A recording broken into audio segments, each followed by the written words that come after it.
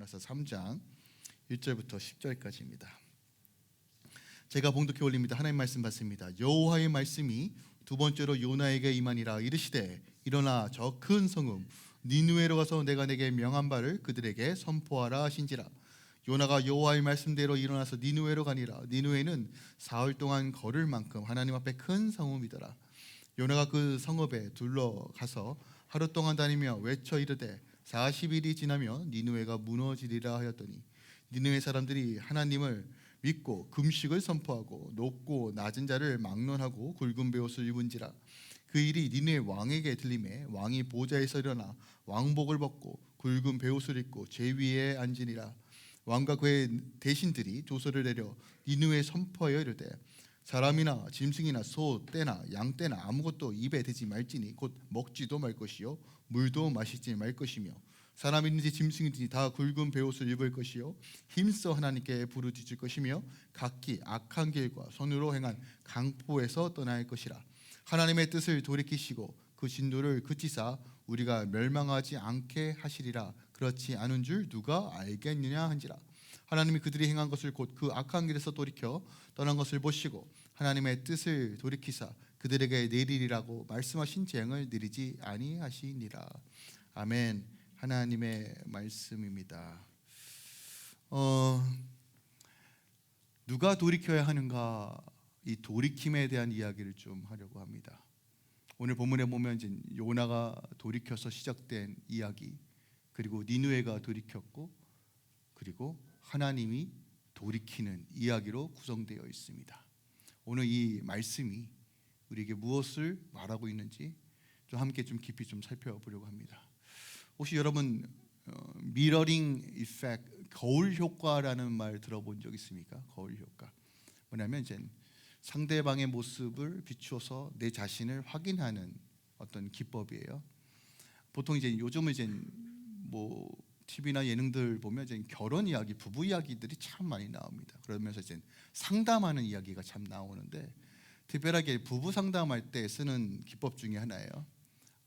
롤 플레이라고 하는데 배우가 한 2명 정도가 나와서 평상시에 상담하고 있는 이 두 부부의 일상을 조금 액팅을 합니다. 표현을 해요.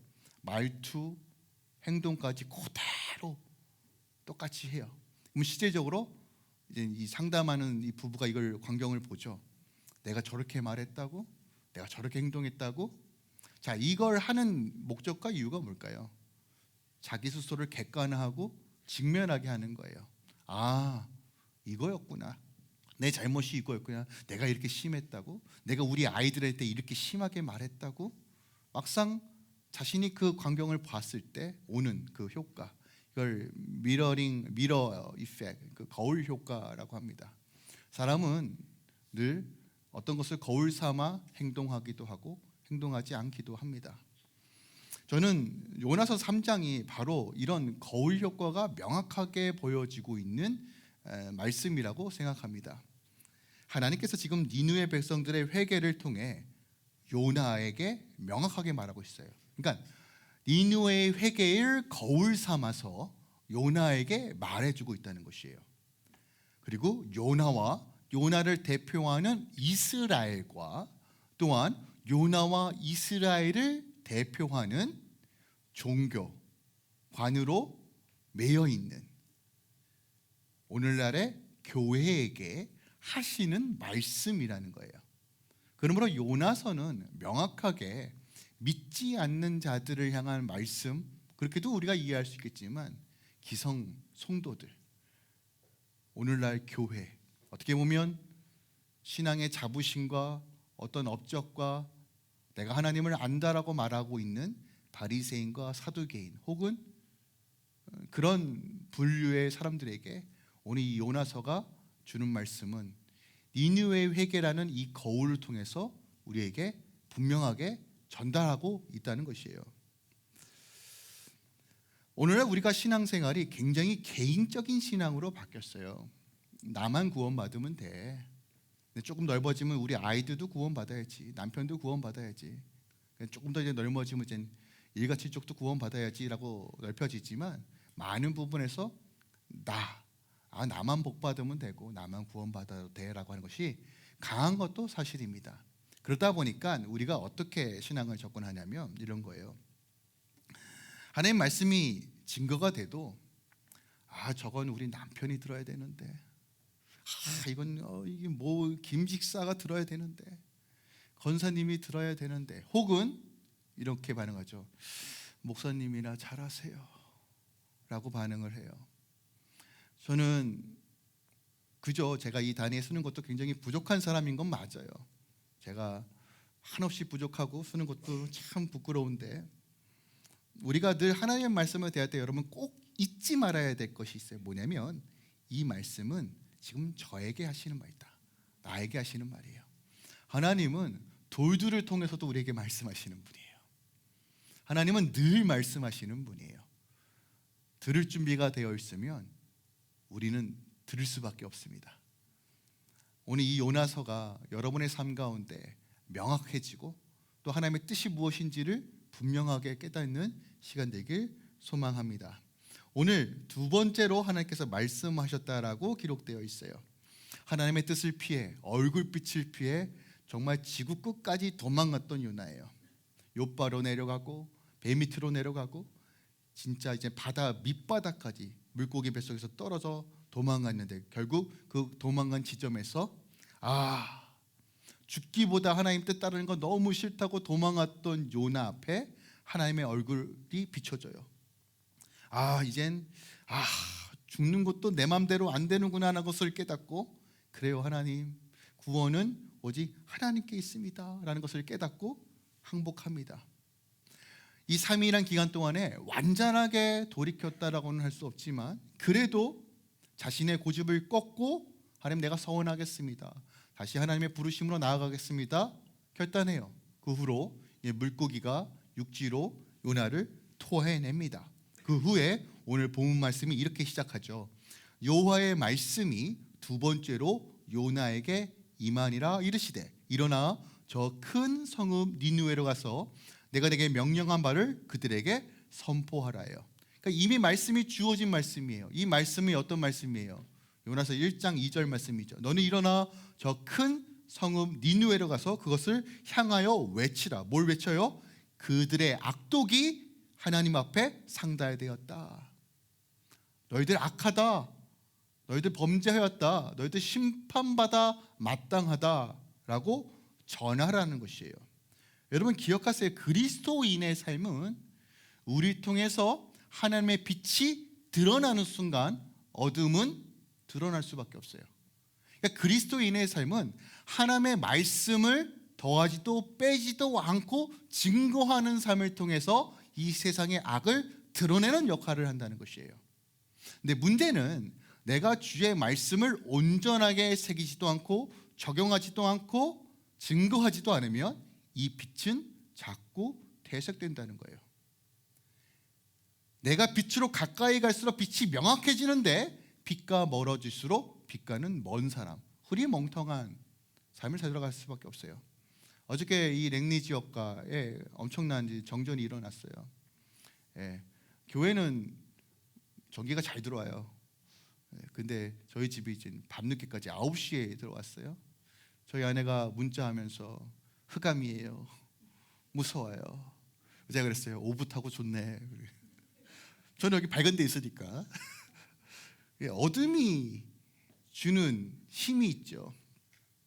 근데 세상은 하나님께서 이 어둠 가운데 주의 자녀를 통해서 빛을 드러내기 원해요. 어떤 방식으로요? 말씀에 순종하는 방식으로요.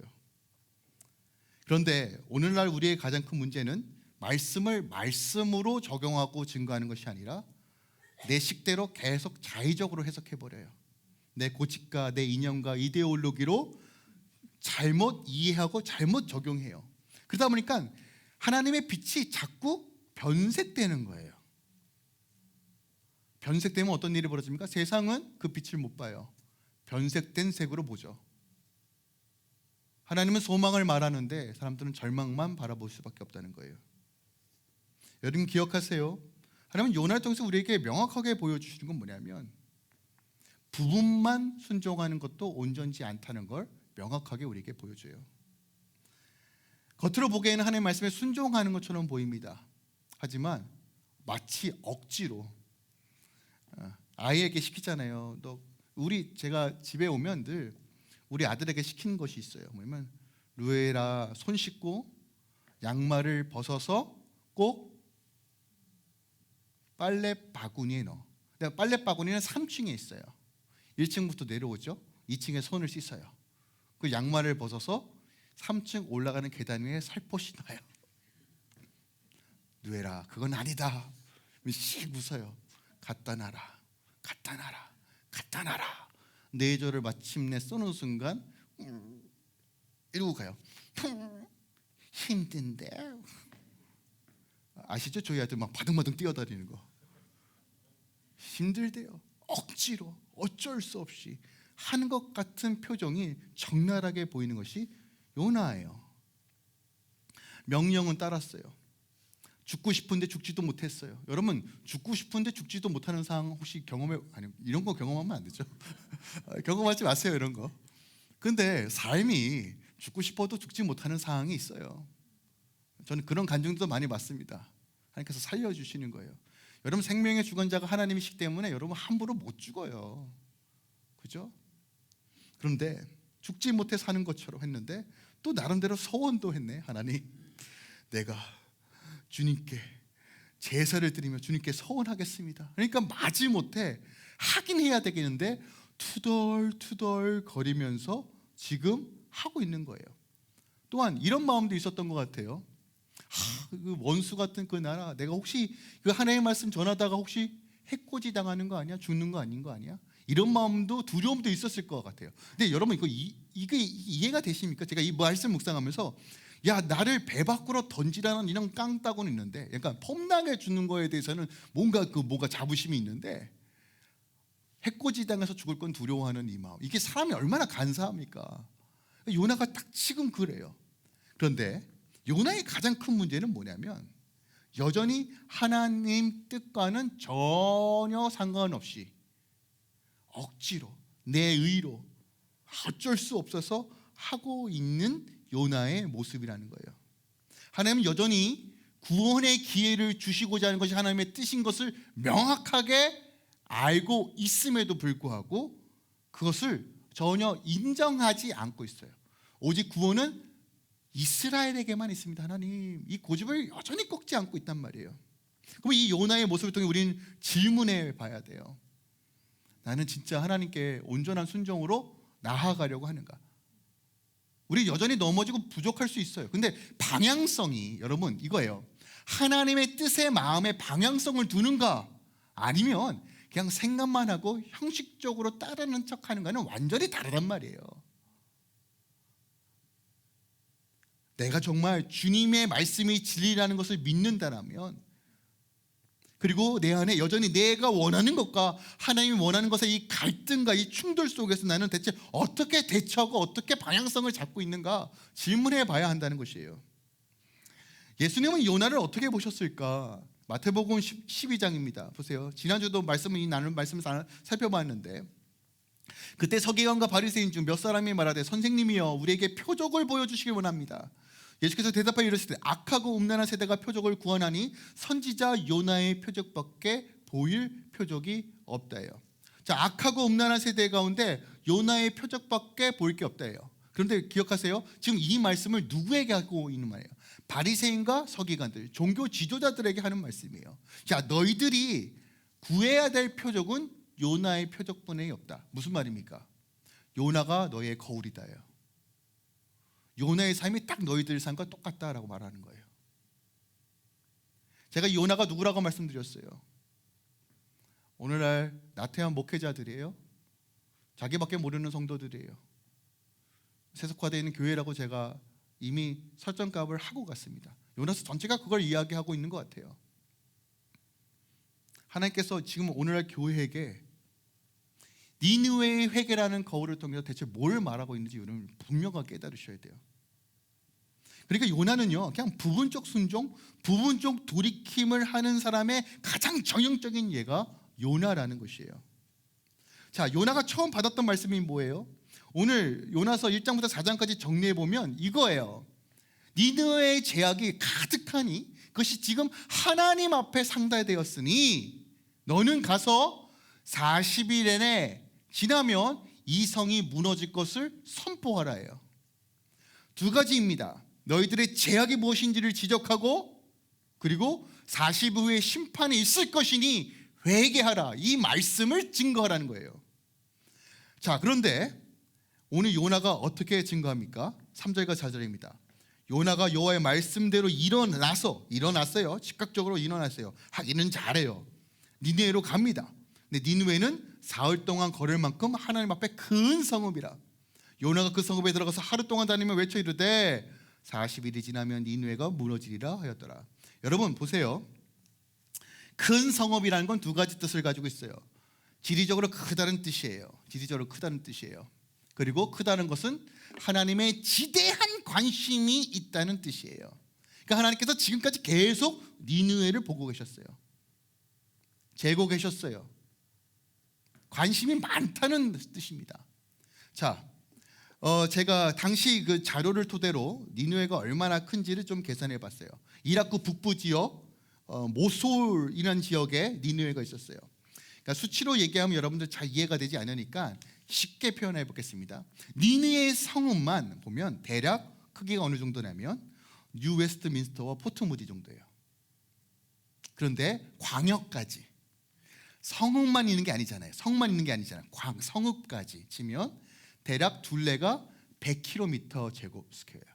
그러니까 대략 랭리, 타운십 오브 랭리라고 GPT가 알려주더라고요. 계산해 보니까. 자, 여러분들 이 랭리를 걸어 다닌다고 한번 생각해 봅시다. 보통 사람이 40km를 하루길이라고 생각해요. 그죠?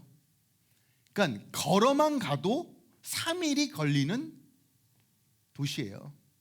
근데 여기서 여러분 만약에 전도를 한다고 생각해 봅시다. 전도가 아니라 그냥 사람 만날 때마다 40일에 이 도시가 망합니다. 이 말 한마디만 한다고 생각해 봅시다. 일주일은 더 걸릴 겁니다. 그죠? 근데 지금 얼마나 걸렸다고 말해요? 하루예요. 그냥 말 그대로 그냥 할 수 없으니까 서원도 했으니까 그냥 한 거예요. 그리고 요나의 메시지를 보세요. 뭐라고 선포했냐면 40일이 지나면 니느웨가 무너진다. 여러분 이게 무슨 말인지 아십니까? 너희들이 왜 무너지는지 이유 설명하지 않아요. 죄도 지적하지 않고 지금 뭐라고 얘기하냐면 복음이 아니라 저주만 쏟아내고 있어요. 야, 너희들 40일 지나면 망한다 이러고 있어요. 요나가 왜 그렇게 증거했는지 여러분 아시죠? 분노, 증오, 악심. 하나님의 말씀은 해야 되겠는데 지켜야 되겠는데 여전히 이거 풀리지 않고 있어요. 그러니까 그들의 죄도 얘기하지 않고 너희들 망한다만 얘기해요. 망한다. 야, 망한다. 듣든지 말든지 니네 마음대로 해라. 40일 지나면 너네 망한다. 요나는 하나님의 마음을 몰라요. 근데 여러분 이 부분이 굉장히 중요해요. 왜냐하면 보세요. 하나님의 마음을 모르는데 사역을 해요. 여러분 우리가 하나님의 마음이 없어도 봉사해요.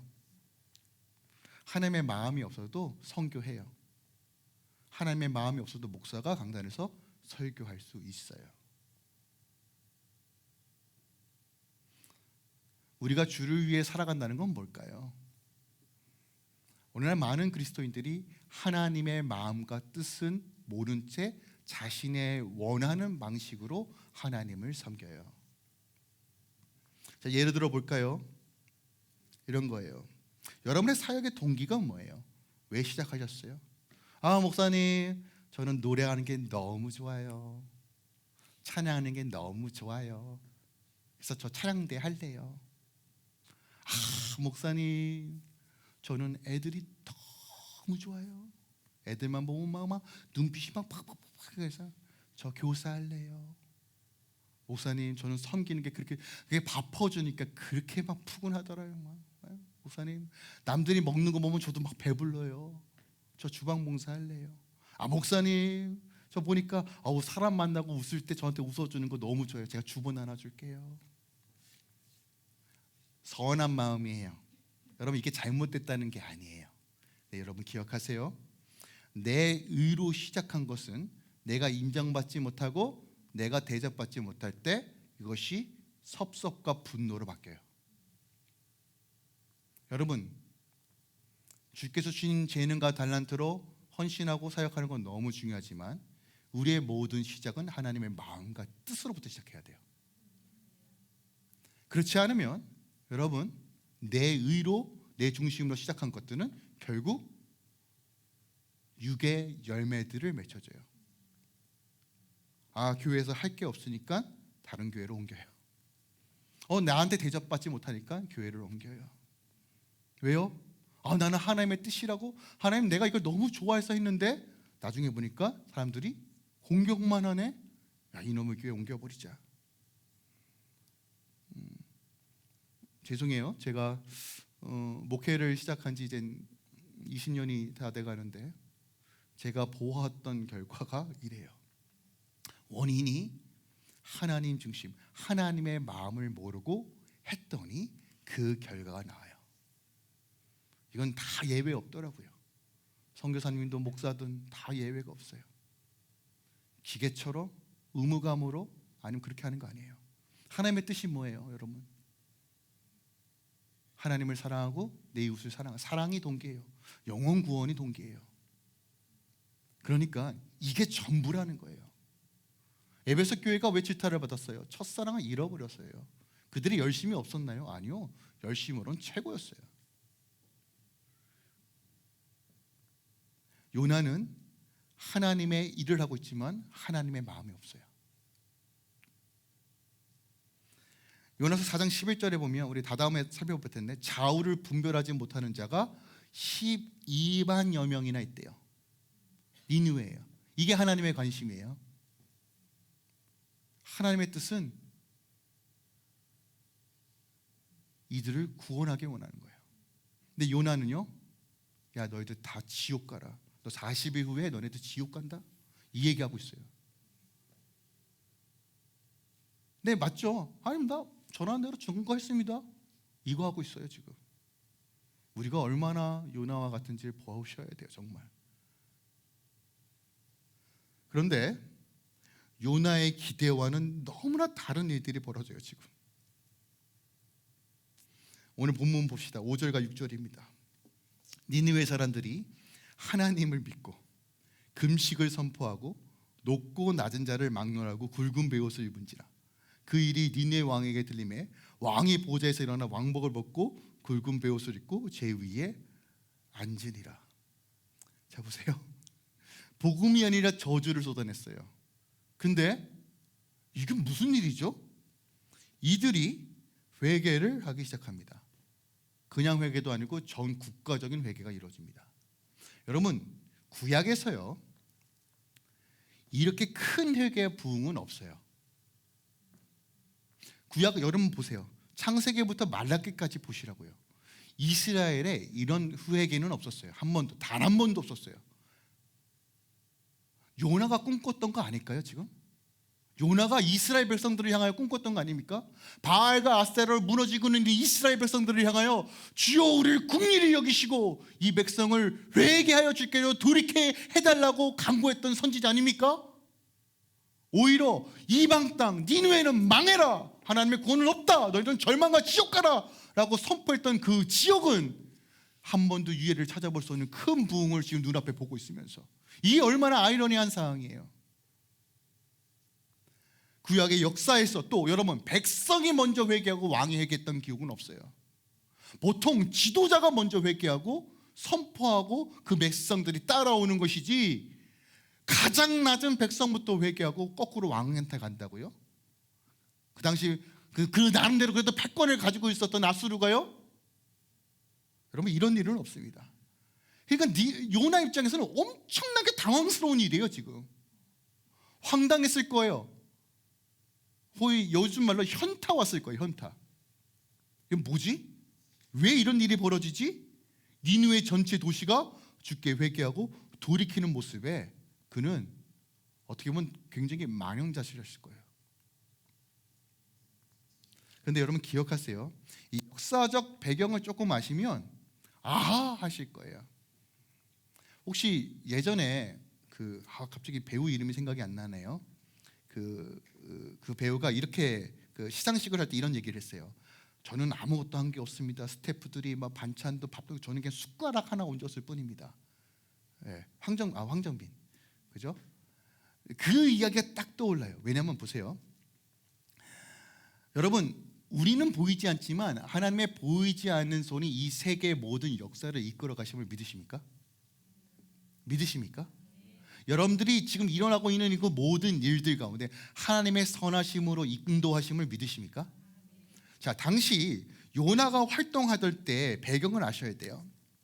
아수르, 그 신흥 또 세력 아라라시, 그리고 아람, 그리고 북이스라엘. 당시 여로보암 2세 때 가장 솔로몬의 때처럼 가장 부강하던 때가 북이스라엘이에요. 왜 그러냐면 북쪽에 있었던 나라들이 서로 치고받고 싸우는 바람에 자연스럽게 북이스라엘이 패권을 가지고 있었어요.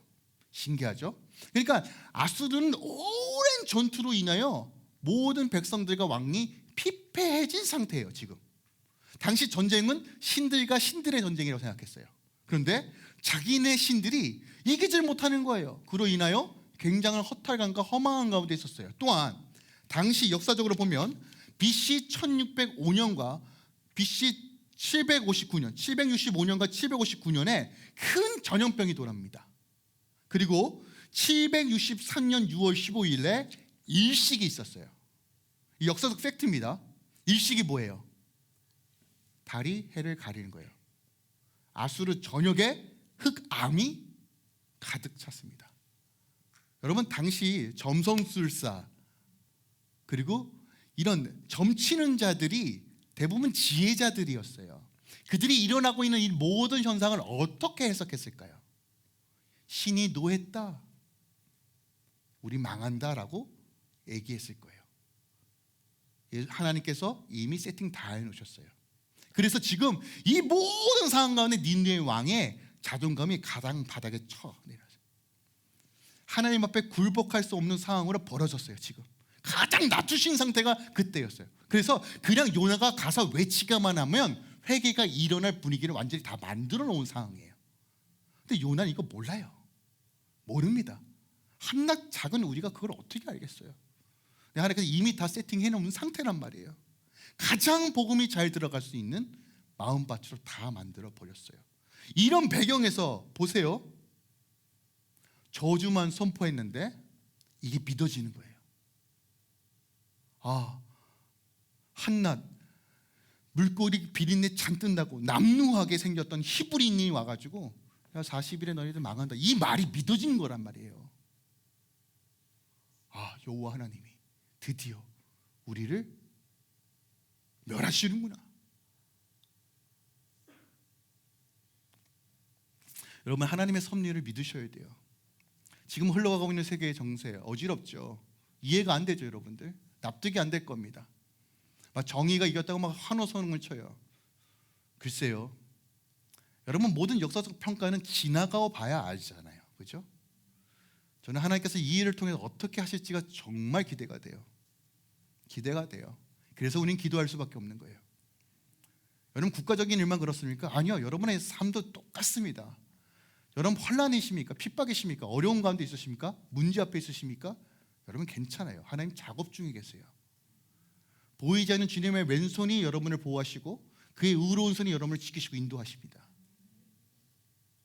요나서에서 우리는 이것을 분명하게 볼 줄 알아야 돼요. 근데 오늘 요나서에서 우리가 더 집중적으로 봐야 되는 것은 니느웨가 어떻게 회개했냐는 거예요. 이게 되게 중요해요.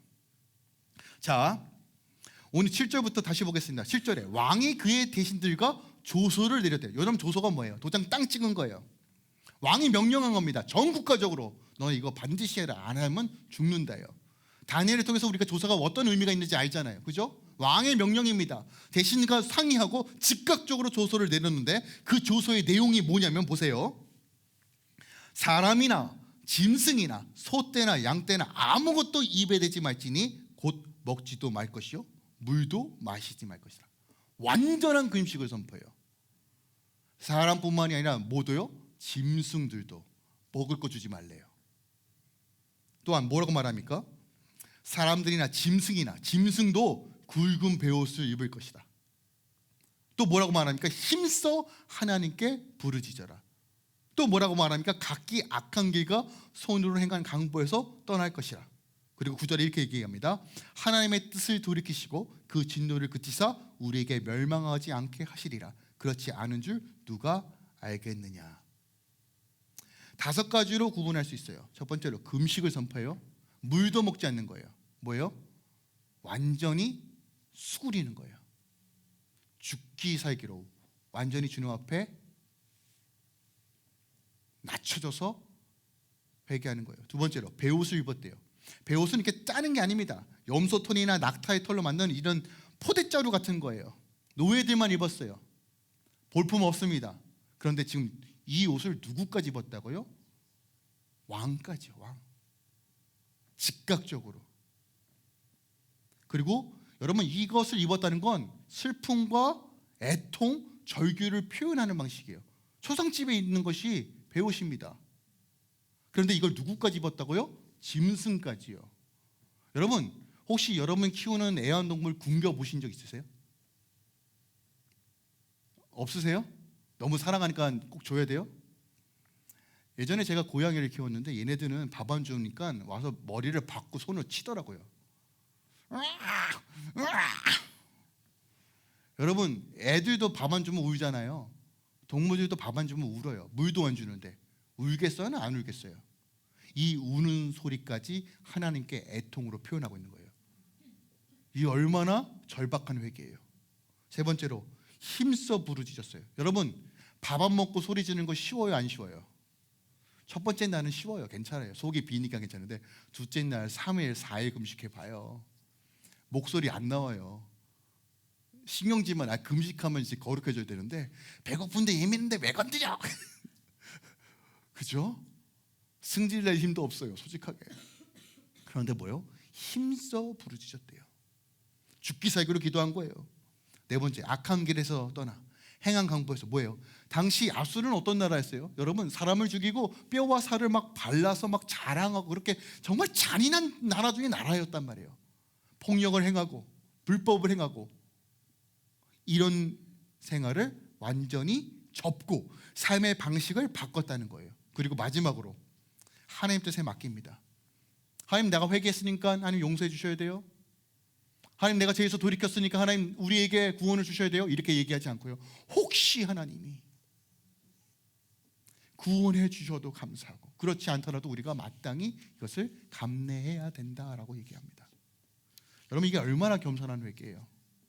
이방 땅에서 니느의 왕이니까 이걸 안 거예요. 왜 하냐면 자기도 자기의 명령에 따라 누군가는 죽고 사는 것을 지가 해봤잖아요. 근데 내 위에 여호와 하나님이 있다는 걸 깨달으니까 그렇게 하는 거예요. 왜 예수님께서 요나의 표적밖에 보일 게 없다라고 말씀하셨을까요? 갈릴리 나사렛 출신이에요. 볼품 없어요. 근데 그 예수 그리스도를 통해서 그의 죽으심과 부활하심을 통해서 유다와 사마리아와 땅끝까지 복음이 흘러가 지금 우리도 이 복을 누리는 놀라운 은혜를 경험했어요. 그런데 3장에서 말하고 있는 것은 아까 말씀드린 것처럼 거울 효과라고 말씀드렸어요. 하나님은 이 니느웨의 회개를 통해서 거울 삼아 지금 우리에게 물으시는 거예요. 누가 진짜 하나님 경외하는 사람이니? 누가 진짜 하나님께 돌이킨 자니? 누가 정말 진실되게 회개한 사람이니? 오늘 이 결과가 뭡니까? 10절입니다. 보세요. 하나님이 그들의 행한 것, 곧 그 악한 길에서 돌이켜 떠난 것을 보시고 하나님의 뜻을 돌이키셨다예요. 자, 하나님은 변덕쟁이입니까? 임의적으로 막 뜻을 돌이켜요? 이상하죠? 하나님이 천지만물을 창조하시고 전지전능하신 분인데 그분이 정하신 것이 가장 확실하고 명확한 건데 뜻을 돌이킨다고요? 그런 신이 어디 있어요? 그건 신이 아니죠. 근데 왜 뜻을 돌이켰다고 말하나요? 여러분 기억하세요. 하나님은 한 번 정하신 눈은 반드시 성취하시는 분이에요. 근데 뜻을 돌이켰다는 의미가 뭘까요?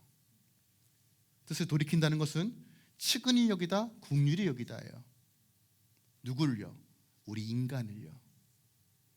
하나님의 원래 뜻은 우리와 함께 거하는 삶이에요. 내 아담의 범죄함으로 이것이 깨어진 상태라 우리가 하나님과 함께 이건 하나님께서 원하신 뜻이 아니었단 말이에요. 그런데 지금도 하나님은 회개하고 돌이키는 자에게 은혜를 주시는 게 하나님의 뜻이에요. 그러면 이 은혜를 받은 자가 어떻게 살아야 하는가? 네, 제가 한번 질문해 볼게요. 제가 5가지 회개 단계를 말씀드렸어요. 기억나십니까? 금식, 그리고 뭐예요? 베옷을 입고, 힘써 부르짖고, 그리고 악한 길에서 돌이키고, 결과를 하나님께 맡기는 이 5가지 중에 하나님께서 언제 니느웨의 회개, 어느 단계 때 뜻을 돌이켰을까요? 네, 눈으로 말해 주시는군요. 어느 때 하나님께서 금식할 때? 부르짖어 회개할 때? 이때 돌이켰을까요? 언제예요? 네? 처음이요? 1번이요? 의견이 불문하시네요. 네, 성경에 나와요. 10절입니다. 10절 우리 한 번만 더 함께 읽을까요? 시작. 하나님이 그들이 행한 곳 그의 악한 길에서 돌이켜 떠난 것을 보시고 하나님이 뜻을 돌이키사예요. 언제예요? 4번째예요. 근데 우리는 어디까지 회개해요? 여러분, 하나님 나 금식했어요. 회개했어요. 하나님 나 울부짖었어요. 나 회개했어요.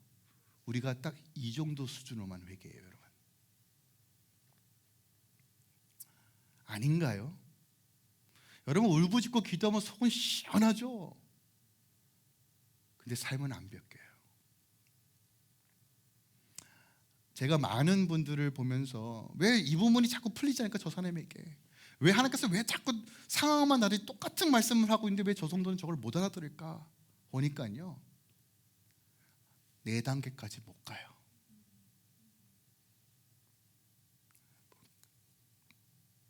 그래서 하나님께서 계속 말씀하시는 거예요. 그런데 나는 잘 믿고 있어요.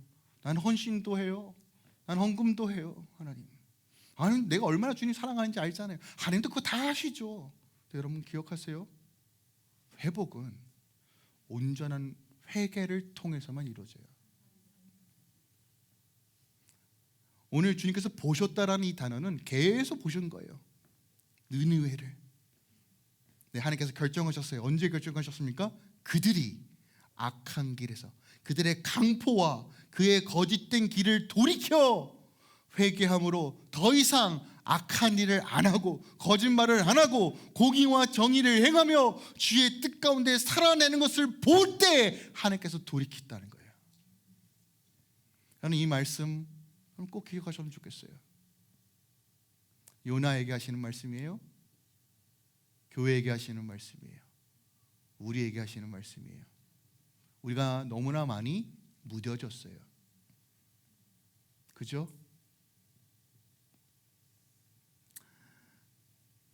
요나는 다른 사람에게 심판을 선포했지만 정작 그 메시지를 통해 회개해야 할 사람이 요나 자신과 이스라엘과 바로 교회라는 것을 오늘 니느웨의 회개를 거울 삼아 우리에게 말해주고 있는 거예요, 여러분. 이것이 오늘날 우리의 영적 상태고 다시 돌이켜야 돼요. 제가 말씀드렸죠. 세상에 일어나는 일들은 세상이 악하기 때문에 일어나는 일들이 아니에요, 여러분. 교회가 회개하지 않아서예요. 여러분 이렇게 이해하셔야 돼요. 지금 우리가 돌이켜야 합니다. 우리 아집과 고집을 꺾고 내 마음의 동기와 생각을 점검하고 정말 그리스도인이 되는 거, 이것이 바로 지금 하나님께서 우리에게 주시는 메시지라는 거예요. 요에서입니다. 너희는 옷을 찢지 말고 마음을 찢어 너희 하나님 여호와께로 돌아올지어다. 그는 은혜로우시며 자비로우시며 노하기를 더디하시며 인내가 크시사 뜻을 돌이켜 재앙을 내리지 아니하시나이다. 여러분, 하나님은 죄를 용납하시는 분이 아니라 오래 참으시는 분이에요. 하나님은 단 한 번도 죄를 용납한 적이 없어요, 여러분. 지금 당장 일이 벌어지지 않는다고요? 아니요, 하나님은 오래 참으시는 분이에요. 여러분, 우리의 뼛속 깊이까지 다 하나님께 회개하고 돌이켜야 돼요. 그래서 제가 말씀드렸잖아요. 기도가 안 되면 금식이라도 하시고, 금식이라도 안 되면 소리라도 지르시고, 어떻게 해서든 가슴을 찢고 마음을 찢어 주님께로 돌이켜야 돼요. 네, 그럼 여러분 기억하세요. 때로는 하나님께서 우리를 찢으셨지만 도로 낫게 하시고, 우리를 치시지만 다시 싸매어 주세요. 이거 호세아 6장 1절 말씀이잖아요. 여러분, 온전한 회개, 누가 돌이켜야 합니까? 우리가 돌이켜야 합니다. 그리고 그 돌이킴을 통해서 하나님의 회복을 함께 누립시다.